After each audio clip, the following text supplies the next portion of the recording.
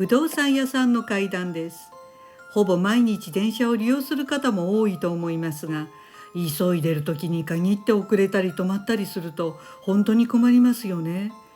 これは鉄道関係のお仕事の方たちのご苦労をつくづく感じさせられる体験談です。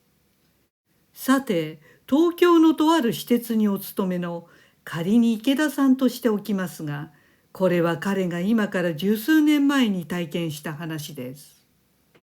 池田さんは当時、東京23区内のとある私鉄の駅で駅員をしていました。その池田さんが勤めている駅なのですが、当時人身事故が多発していて有名だったそうです。つまりホームから電車に飛び込んで亡くなる方がしょっちゅうだったということです。人身事故があると電車は当然止まりますから、乗客に迷惑なだけでなく、鉄道会社の収益にも多大な損失になるわけで、とにかく早急に運転再開させなくてはなりません。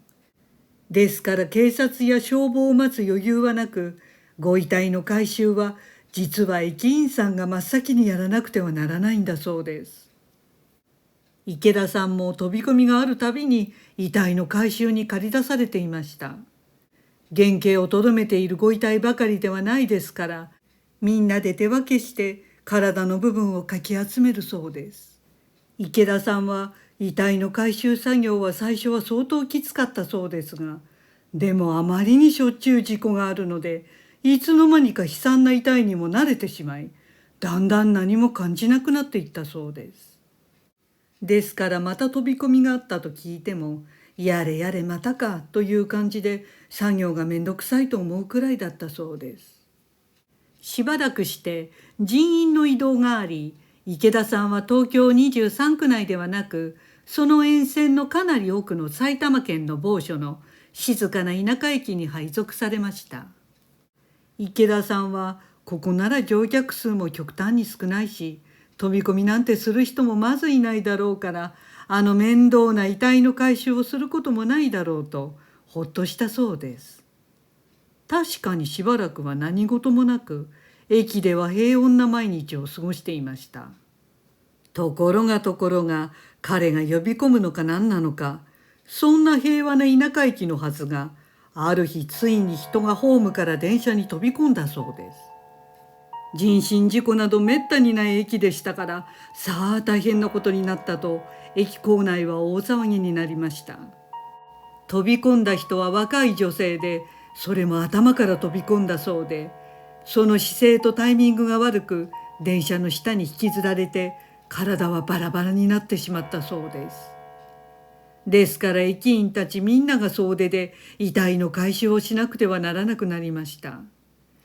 みんなで徐々に両腕、両足、胸、腹部、どこの部分かもわからない肉片の塊、内臓などなど、ほとんどのパーツが拾い集められたそうです。ところが、肝心のその女性の頭部だけが見つからないのでした。頭から飛び込んだため、勢いでどこかに飛んでいったのだろうと思い、池田さんたちはあちこち近辺を探したそうです。でもどうしても首より上が見つからないのです。その後警察や消防も加わって、それで可能性のあるエリアを全部くまなく探しましたが、それでも頭の部分は見つかりません。でも見つかるまで電車を止めているわけにはいかないので、仕方がなかったそうです。線路上の一定の処理清掃が終わった段階で、電車の運転再開をすることになりました。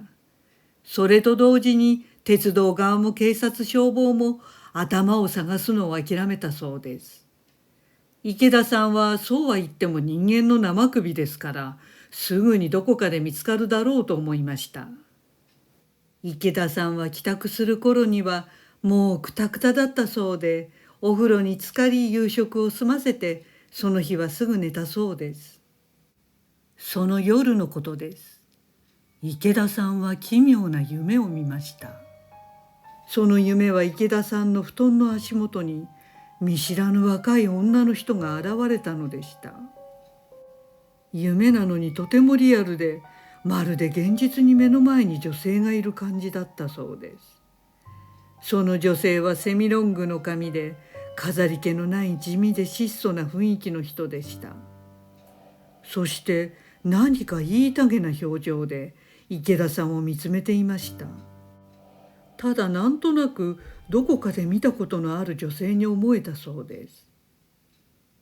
朝になって目が覚めた時、池田さんは変な夢見たなとは思いましたが、特に気にもせず仕事に向かいました。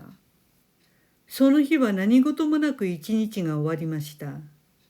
ところが帰宅したその夜です。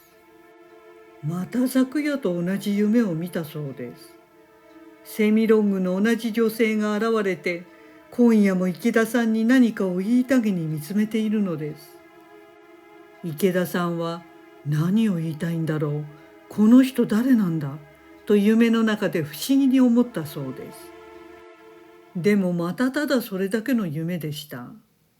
朝になり池田さんは2晩続けて同じ女性の夢を見たのは少し気味が悪かったそうです。なんか気持ちの悪い夢だったなと朝からすっきりしない気分でしたが、家を出る頃にはすっかり忘れていました。ところで池田さんは駅から徒歩10分ぐらいのところに住んでおり、職場にはいつも歩いて出勤していました。その日はどういうわけか、家を出てすぐに急に違う道を歩きたくなったそうです。それでたまたま以前も通ったことのある林の中を抜けて駅に行く道を歩くことにしました。そこは自然の風景が気持ちよく、池田さんは青々とした木立を見渡しながら歩いていました。しばらくして、ふと池田さんの視界に緑一色の中、黒い違和感のあるものが入ってきたのを感じました。池田さんはあれと思い見直したそうです。すると前方の木のちょうど池田さんの背丈の高さぐらいの枝に何か黒っぽいものが引っかかっているのです。池田さんは全身ざわざわっと鳥肌が立つのを感じました。もうそれが何か分かったそうです。近寄ってみると間違いなく人間の生首が木の枝に引っかかっていたのでした。あの2日前に見つからなかった女性の頭部だったのは言うまでもありません。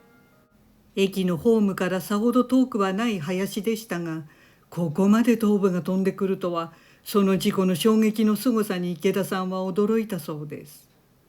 池田さんは当時を思い返して、あの女性は間違いなく駅の利用客だったはずで、夢に現れた時に見覚えがなんとなくあったのは、改札付近で毎日すれ違っていたからだろうと思うそうです。